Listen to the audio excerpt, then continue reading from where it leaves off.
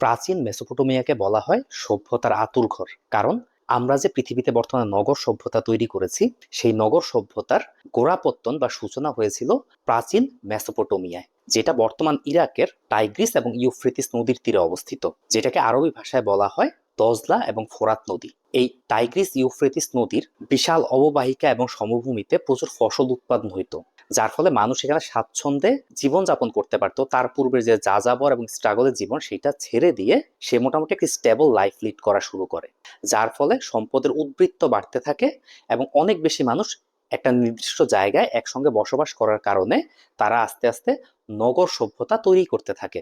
এই মেসোপটেমিয়ান সভ্যতা এমন এমন সব আবিষ্কার করেছিল, যার ফলে পুরো পৃথিবীর ইতিহাস এবং মানুষের ইতিহাস চিরতরে বদলে গিয়েছিল। এমন কিছু উল্লেখযোগ্য আবিষ্কার যদি আমি আপনাকে বলি, তাহলে যেমন তারা প্রথমবারের মতো লেখালেখির ব্যাপারটা আবিষ্কার করেছিল, বর্ণমালা, যেটা ওরা কিউনিফর্ম আকারে লিখ। তারপর তারা আবিষ্কার করেছিল নাম্বার সিস্টেম। আমরা যে 1 2 3 যেগুলি গণনা করি, এই নাম্বার সিস্টেমটা তারাই প্রথম ডেভেলপ করে। তারাই প্রথম মানুষের মধ্যে চাকা তৈরি করা শুরু করে, যার ফলে পণ্য পরিবহন খুব সহজ হয়ে যায়। তারাই প্রথমবারের মতন নদী থেকে খাল কেটে ফসলি জমিতে সেচ দেওয়ার যে প্রথা, সেটা আবিষ্কার করে। তারাই প্রথম জমিতে লাঙ্গল দেয়া বা চাষবাসের জন্য জমিকে উর্বর করা, এই প্রসেসটা শুরু করে। তারাই প্রথমবারের মতন নৌকা এবং জাহাজ এগুলি তৈরি করা শুরু করে বাণিজ্যিকভাবে ব্যবসা বাণিজ্য করার জন্য। তারাই প্রথম দিনকে 24 ঘন্টায় ভাগ করে। এমন অসাধারণ সব আবিষ্কারের মধ্যে আমার মনে হয় মেসোপটেমিয়ানদের সবচেয়ে অদ্ভুত আবিষ্কারটা ছিল দেবতাদের মূর্তি বানিয়ে সেটা পূজা করার যে রীতি, সেটা আবিষ্কার করে এই মেসোপটেমিয়ানরা, যেটা আজ থেকে প্রায় 5000 বছর আগে। তো আমার আজকে মূলত ইচ্ছা ছিল পৃথিবীর সবচেয়ে প্রাচীনতম দেবদেবী বা সবচেয়ে পুরাতন দেবদেবীকে, এই বিষয়টা একটু অনুসন্ধান করা এবং এটা নিয়ে একটা ভিডিও বানানো। এইটা নিয়ে রিসার্চ করতে গিয়ে আমি দেখলাম যে পুরা জিনিসটা মেসোপটেমিয়ান ইতিহাসের সঙ্গে এমন ভাবে কানেক্টেড যে মেসোপটেমিয়ান হিস্ট্রিটা আগে না বললে পৃথিবীর সবচেয়ে প্রাচীনতম দেবদেবীর ইতিহাস আপনাদেরকে বোঝানোটা একটু কঠিন হইতো। তো আজকের ভিডিওতে আমরা প্রাচীনতম দেবদেবী সম্পর্কে জানবো, কিভাবে মানুষ দেবদেবীর পূজা অর্চনা করা শুরু করে এই বিষয়টা জানবো, মেসোপটেমিয়ার কিছু ইতিহাস জানবো, এবং সবচেয়ে ইন্টারেস্টিং হচ্ছে পৃথিবীর সবচেয়ে প্রাচীনতম কবি, যার কবিতার সন্ধান এখন পর্যন্ত পাওয়া গেছে, সেই প্রাচীনতম কবি এনহে দুয়ান্না সম্পর্কে জানবো। মূলত মেসোপটেমিয়ান সভ্যতার যত ইতিহাস আজকে আমরা জানতে পারি, তা জানতে পারি মূলত এই কবি এনহে দুয়ান্নার যে কবিতা আছে, সেই কবিতা থেকে। তো হোপফুলি পুরো ভিডিওটা আপনার কাছে খুব ইন্টারেস্টিং হবে। বাট মূল ভিডিওতে যাওয়ার আগে একটু বলে রাখি, আপনি যদি আমার চ্যানেলে নতুন হয়ে থাকেন তাহলে কাইন্ডলি চ্যানেলটা সাবস্ক্রাইব করে নেবেন। এবারে চলেন মূল আলোচনায় যাই। প্রাচীন মেসোপটেমিয়ায় একটা শিশু জন্মগ্রহণ করে, তার নাম সার্গন অব আক্কাদিয়া। তার জন্মটা হয় আজ থেকে প্রায় 4400 বছর আগে তৎকালীন মেসোপটেমিয়ার আক্কাদিয়া শহরে। সেই সময়ে মেসোপটেমিয়ার যে সভ্যতা ছিল, এগুলি অনেকগুলি ছোট ছোট রাজ্যে বিভক্ত ছিল। যেমন এই রাজ্যগুলোর মধ্যে আছে আক্কাদিয়া, উর, উরুক, নিপ্পুর বা কিশ। তো এই রাজ্যগুলি সেই সময় শাসন করত কিশ রাজ্যের এক অত্যাচারী রাজা। সে বিভিন্ন রাজ্যগুলির উপর বিভিন্ন ধরনের অত্যাচার, নির্যাতন, নিপীড়ন করত। তার মধ্যে সবচেয়ে উল্লেখযোগ্য যেটা ছিল, সেটা হলো সে তার যে কিশ রাজ্য আছে, এই কিশ রাজ্যের বাইরে অন্য যে রাজ্যগুলি আছে, যেমন উর, উরুক, নিপ্পুর বা আক্কাদ, এই রাজ্যগুলোর যে মানুষ আছে তাদেরকে বিশ্বাস করতো না। যার ফলে যেটা হইতো, তার কিশ রাজ্যের বাইরে অন্যান্য রাজ্যে যখন কোনো শিশু জন্মগ্রহণ করত, শিশুটা যদি মেয়ে হইতো তাকে স্বাভাবিকভাবে বাঁচতে দিত, কারণ পরবর্তীতে তাকে দাসী হিসেবে সে ব্যবহার করবে। বাট যে ছেলে শিশুগুলি জন্মগ্রহণ করতো, সে ভাবতো যে এরা একদিন বড় হয়ে তার বিরুদ্ধে বিদ্রোহ করবে, এই জন্য সে ছেলে শিশুদেরকে শিশু অবস্থাতেই মেরে ফেলতো। তো এই সার্গন অব আক্কাদিয়ার যখন জন্ম হয়, তখন তার মা তার শিশুকে নিয়ে খুবই চিন্তিত ছিলেন, কারণ তিনি জানতেন কিশ রাজ্যের সেই অত্যাচারী রাজা তার এই শিশুকে হয়তো মেরে ফেলবে। এই চিন্তা থেকে তার মা যেটা করে, একটা বাঁশের ঝুড়ির মতন তৈরি করে এবং ঝুড়িতে তার শিশুটাকে দিয়ে, অর্থাৎ সার্গন ও আক্কাদিয়াকে দিয়ে সে তৎকালীন যে ইউফ্রেটিস নদী আছে সেই নদীতে ভাসায় দেয়। এই ভাসায় দেওয়ার পর শিশুটা ভাসতে ভাসতে সেই আক্কাদিয়া থেকে কিশ রাজ্যের নদীর পাড়ে এসে পৌঁছায়। সেই সময় নদীর পাড়ে গোসল করতেছিলেন সেই কিশ রাজ্যের যে অত্যাচারী রাজা, সেই রাজার বাগানের এক মালি। তো এই ঝুড়িটা ভাসতে ভাসতে এইদিকে আসতেছে তার দিকে, এবং সেখান থেকে তিনি একটা শিশুর কান্না শুনতে পান। তাই ঝুড়িটা তিনি টেনে উপরে তোলেন এবং দেখেন যে ভেতরে একটা ফুটফুটে খুব সুন্দর একটা শিশুটাকে দেখে তার খুব মায়া হয়। এখন সে তো দরিদ্র মানুষ, বাগানের মালিক, সে শিশুটাকে কোলে করে নিয়ে চলে যায় সেই অত্যাচারী রাজার যে স্ত্রী বা সেই সময় কিশ রাজ্যের যে রানী ছিল তার কাছে। ফুটফুটে সুন্দর একটা শিশু দেখে সেই রানীর খুব ভালো লাগে এবং তিনি অনেকটা পালক বাচ্চার মতন করে এই শিশুটাকে লালন পালন করতে চান। এখন তার হাজবেন্ড বা সেই কিশ রাজ্যের রাজা যেটা সহজে মেনে নিবেন না, এটা তিনি জানতেন। বাট তিনি এই জন্য একটা অন্যরকম গল্প তৈরি করেন। তিনি বলেন যে এই সন্তানটা মূলত তার বাগানের মালির পরিচিত এক লোকের সন্তান। এই সন্তানটার মা তাকে জন্ম দিতে গিয়ে মারা গেছে, এই সন্তানটাকে লালন পালন করার মতন কেউ নাই, এই জন্য এই মালি নিয়ে আসছে। সে বাইরের রাজ্যের কেউ না, সে মূলত কিশ রাজ্যেরই একজনের সন্তান। এইভাবে করে একটু বিরক্ত হলেও তার প্রিয়তমা স্ত্রীর অনুরোধে রাজা এই ব্যাপারটা মেনে নিতে বাধ্য হন এবং এই সার্গন অফ আক্কাদিয়া আস্তে আস্তে সেই রাজার বাড়িতেই রাজার স্ত্রীর তত্ত্বাবধানে বড় হইতে থাকেন। সে যখন আস্তে আস্তে বড় হয়, বাল্যকাল থেকেই দেখা গেল সে পড়াশোনায় খুব ভালো, বিশেষ করে ম্যাথ বা গণনায়।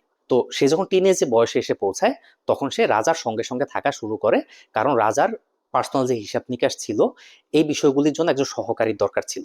তো নিজের অনেকটা পালক পুত্র সেই হিসেবে রাজা তাকে পার্সোনাল অ্যাসিস্ট্যান্ট হিসেবে নিয়োগ দেন। রাজা যেখানেই যাইতেন সাথে করে নিয়ে যাইতেন এবং বিশেষ করে রাজার খাবার দাবার এবং পানি এই জিনিসগুলি রাজার সামনে এনে দেওয়ার দায়িত্বও ছিল এই সার্গন অফ আক্কাদিয়ার। এইভাবে করে সে যখন বড় হইতে থাকে এক পর্যায়ে সে জানতে পারে যে তার প্রকৃত পরিচয়টা আসলে কি। তার মা যে এই অত্যাচারী রাজার ভয়ে তাকে নদীতে ভাসিয়ে দিয়েছে এই ব্যাপারটা সে জানতে পারে এবং ভেতরে ভেতরে এই অত্যাচারী রাজার প্রতি তার একটা ক্ষোভ জন্মায় এবং প্রতিশোধ নেওয়ার একটা ইচ্ছা তৈরি হয়। ফাইনালি তার বয়স যখন 16 বছর, সেই সময় একদিন রাজা তার কাছে পানি খেতে চান। সে পানিতে বিষ মিশিয়ে দেয় এবং এই বিষের মাধ্যমে রাজাকে সে হত্যা করে এবং এই রাজত্ব পুরাটা সে দখল করে নিয়ে নেয়।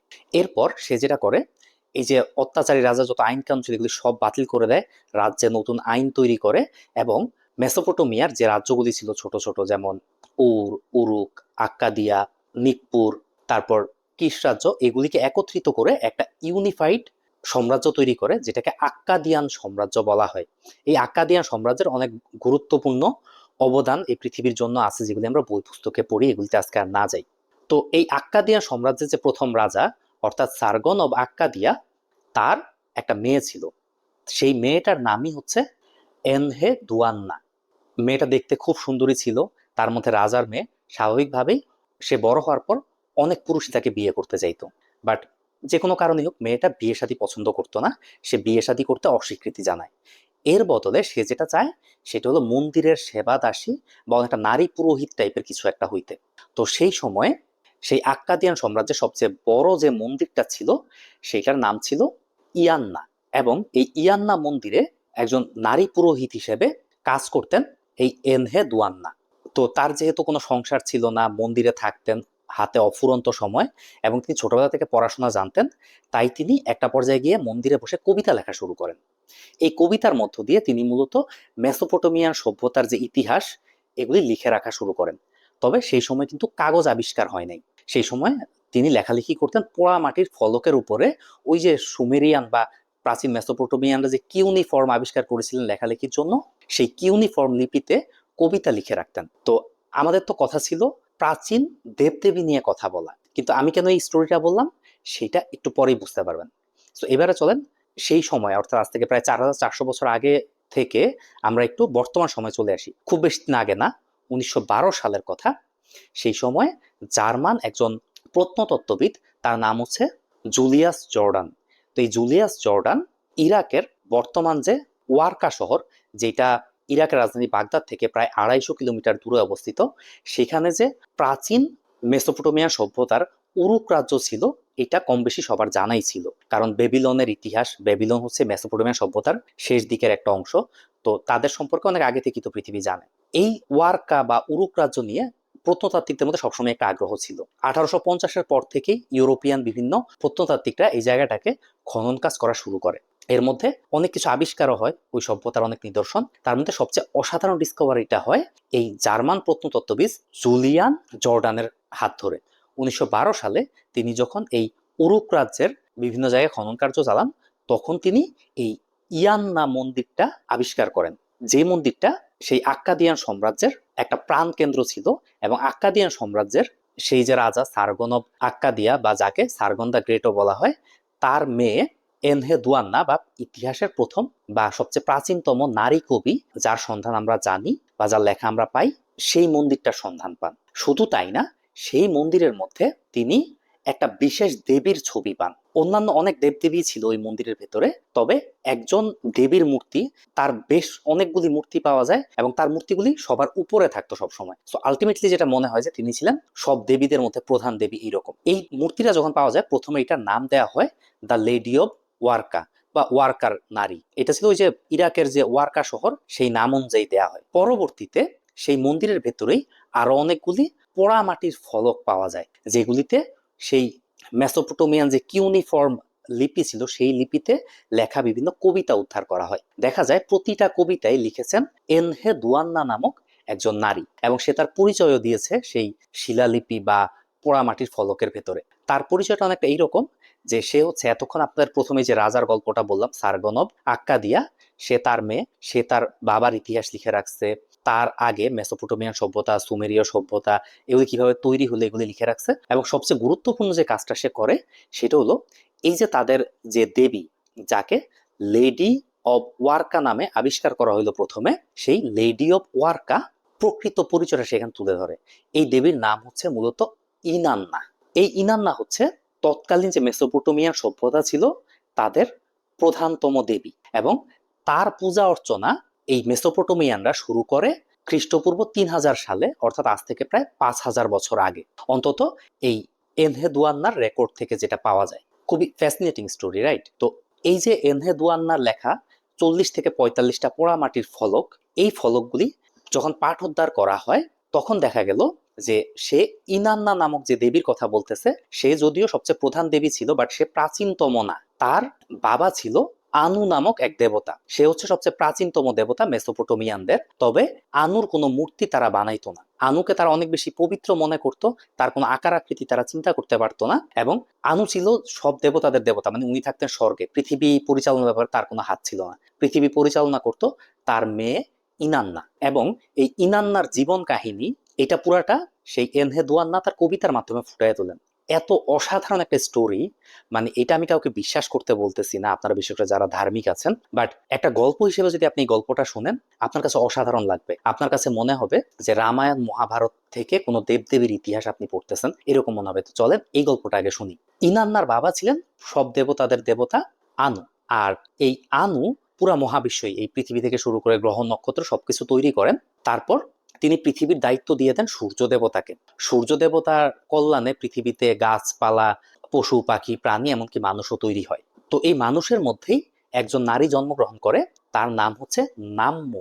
এই নাম্মু এত রূপবতী ছিল, বলা হয় যে স্বর্গে মর্তে এর চেয়ে সুন্দর, এর চেয়ে রূপবতী আর কিছু হইতেই পারে না। এই খবরটা দেবতাদের যে দেবতা আনুর কাছে গিয়ে পৌঁছায়। সে পৃথিবীতে দেখতে আসে এই নাম্মু মেয়েটাকে। দেখতে এসে তারও খুব পছন্দ হয়ে যায়, এবং সে বিয়ে করে তাকে নিয়ে স্বর্গে চলে যায়। স্বর্গে যাওয়ার পর তার দুইটা মেয়ে হয়। এই দুইটা মেয়ে, একটা হচ্ছে ইনান্না, যে হচ্ছে মেসোপটেমিয়ানদের দেবী, অন্যটা হচ্ছে এরেশ কেগেল। এই এরেশ কেগেল হচ্ছে অন্য এক মেয়ে সেই আনু আর নাম্মুর সংসারের, যে আবার ইনান্নার মতন লক্ষ্মী, ভদ্র এবং ভালো ছিল না। সে ছিল খুব উগ্র স্বভাবের, রাগী স্বভাবের, বাবা মার কথা শুনতো না, এবং একজন অবাধ্য মেয়ে। যার কারণে তার বাবা আনু তাকে অভিশপ্ত করে এবং তাকে পাতাল লোকে পাঠাতে, যেটা হচ্ছে শয়তানের রাজত্ব, সে হয়ে যায় শয়তানের দেবী। অন্যদিকে এই ইনান্না এবং তার মা নাম্মুকে পাঠিয়ে দেওয়া হয় পৃথিবীতে। তারা পৃথিবীর দায়িত্ব নিয়ে নেয় এবং পৃথিবীতে সুখে শান্তিতে বসবাস করতে থাকে। এর মধ্যে নাম্মুর ততদিনে বৃদ্ধ হয়ে গেছেন। অন্যদিকে ইনান্নাকে দায়িত্ব দেয়া হয় উর্বরতা, যুদ্ধ এবং প্রেম ভালোবাসা দেখভাল করার, যার ফলে সে খুব পাওয়ারফুল একজন মানুষ হয়ে যায়। কারণ সে যুদ্ধ, তারপর ফসল কেমন হবে, সে উর্বরতা, তারপর প্রেম ভালোবাসা এগুলির দেবী। তো মানুষ তাকে পূজা অর্চনা শুরু করে এবং সে পৃথিবী শাসন করতে শুরু করে। বাট এরপরেই ইনান্না যখন আস্তে আস্তে বড় হয়, তার বয়স যখন 16 বছর হয়, তখন স্বাভাবিকভাবে মেয়ে বড় হয়েছে, তার বিয়ে দিতে হবে। তো তার বাবা আনু একটা পাত্র ঠিক করে। এই পাত্রটার নাম হচ্ছে এনকিমডু।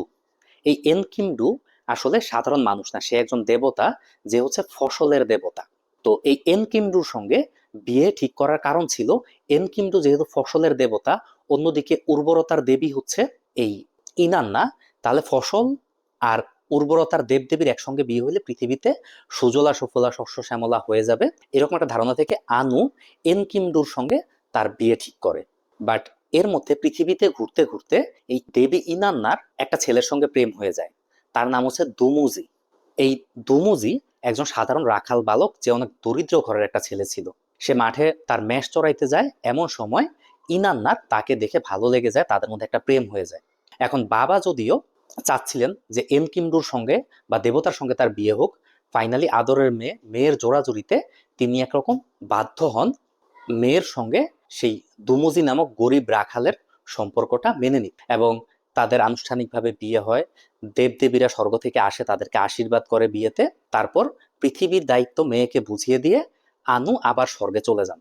এবং প্রথম দিকে তাদের দাম্পত্য জীবন খুবই সুখের ছিল, এই তুমজি এবং ইনান্নার। একটা সময় গিয়ে ইনান্নার তার বোন এরেশকেগেলের কথা খুব মনে পড়ে, কারণ ছোটবেলায় তারা একসঙ্গে বড় হয়েছে স্বর্গে, অনেক খেলাধুলা করেছে, নিজেদের মধ্যে অনেক গল্প করেছে।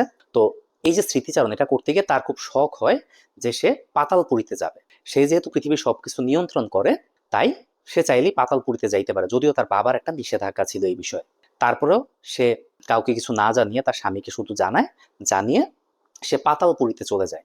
পাতালপুরীতে যাওয়ার পর দেখা গেল পাতালপুরীর 7টা গেট আছে।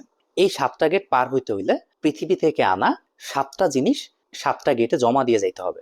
প্রথম গেটে ইনান্না তার গলার যে হার ছিল সেইটা রেখে যায়। পরের গেটে সে তার কানের দুল রেখে যায়। তার পরের গেটে সে তার হাতের বালা রেখে যায়। তারপরের গেটে সে তার মাথার খোপা রেখে যায়।